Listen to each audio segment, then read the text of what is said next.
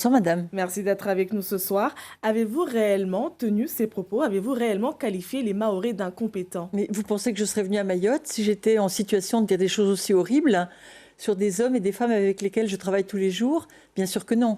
Moi aussi, j'ai lutté pour une ARS à Mayotte. Je suis venue faire une mission en 2016. Je suis rentrée à Paris en disant Mayotte doit avoir son ARS. Et c'est tout naturellement à moi qu'on a demandé de venir la monter. En quelques mois, je vous rappelle qu'on a 9 mois d'âge.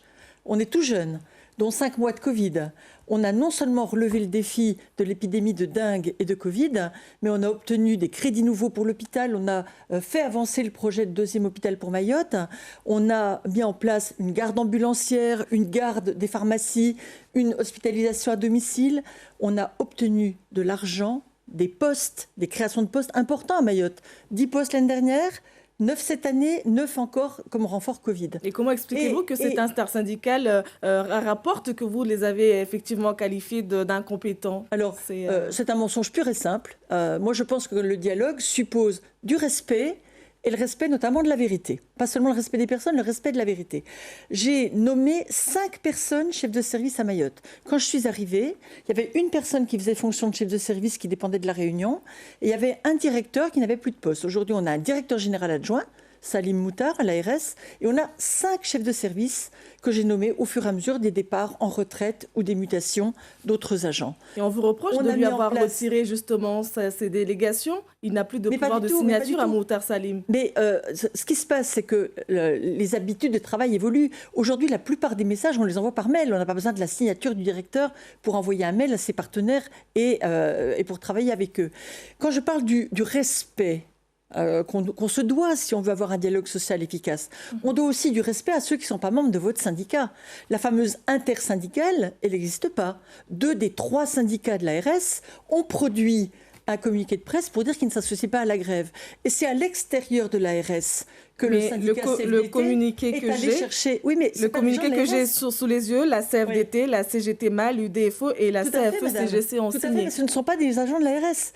Donc c'est assez facile quand on est en situation de faiblesse au sein de l'ARS, quand on voit que 2 des 3 syndicats de l'ARS ne soutiennent pas votre revendication, que 2 des 3 syndicats vous disent, vous savez, ça fait seulement quelques mois qu'on est là. Mais comment des organisations syndicales peuvent signer un document Mais pas du tout. Pas du tout parce que... La signature est bien là pourtant. Alors la signature, elle est là, mais je pense qu'ils se sont trompés. Ils utilisent les règles du dialogue social dans les entreprises privées. Nous sommes un service public de l'État et nous sommes soumis à des règles particulières qui excluent que des partenaires extérieurs à l'ARS puissent venir négocier dans le dos de nos propres agents qui n'ont pas demandé à faire grève. Est-ce qu'il y a une volonté de votre part d'écarter les Mahorais à des postes à responsabilité? Mais enfin, je vous dis que j'ai nommé 5 chefs de service mahorais.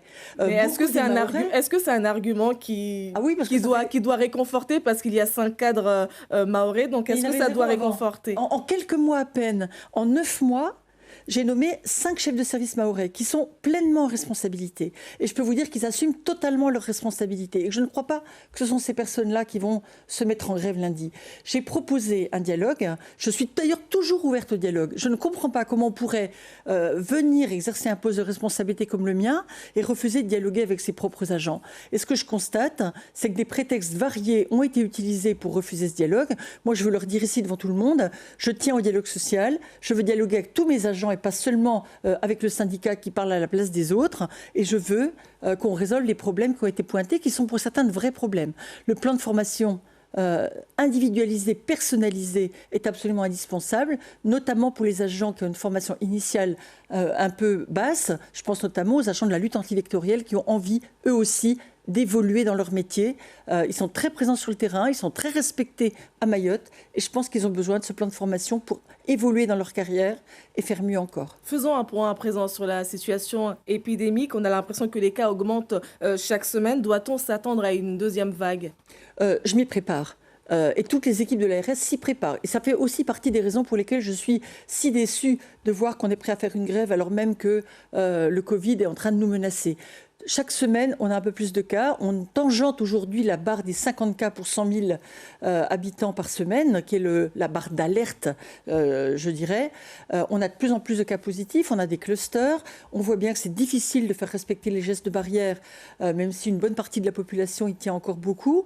Je crois que le message que j'ai envie de passer ce soir, c'est que bien sûr, cette deuxième vague, ce rebond de l'épidémie, il est devant nous. On sera prêt à l'hôpital, on sera prêt à l'ARS.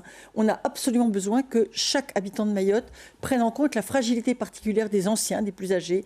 Pratiquement tous ceux qui sont hospitalisés et en réanimation sont des gens qui ont plus de 60 ans. Merci beaucoup, Dominique Voynet. Merci.